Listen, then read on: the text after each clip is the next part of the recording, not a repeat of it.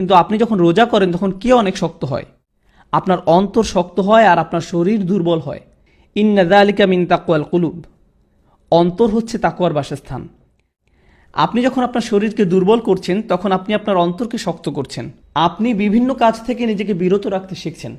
তাই আমার প্রিয় তরুণ প্রজন্ম, যদি আপনি রোজা রেখে বাসায় আছেন আর বসে বসে সিনেমা দেখছেন, তাহলে আপনি আসলে রোজা রাখছেন না।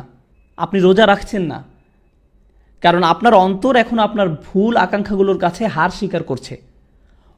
রোজা রাখার এই অনুশীলনটার উদ্দেশ্যই হলো যে আপনি প্রতিনিয়ত মনে করবেন যে যেভাবে আমি আমার ক্ষুধা তৃষ্ণার বিরুদ্ধে যুদ্ধ করেছি, আমাকে আমার চোখের আকাঙ্ক্ষার বিরুদ্ধে লড়তে হবে, আমাকে আমার মুখের বিরুদ্ধেও লড়তে হবে, আমাকে আমার জিহ্বার বিরুদ্ধে লড়তে হবে, আমাকে আমার আকাঙ্ক্ষার বিরুদ্ধে লড়তে হবে, আমাকে আমার হরমোনের বিরুদ্ধেও লড়তে হবে, আমাকে এখন আমার সব কিছুর বিরুদ্ধেই লড়তে হবে। এর মাঝে দৃশ্যমান তা হলো খাওয়া আর পান করা থেকে বিরত থাকা।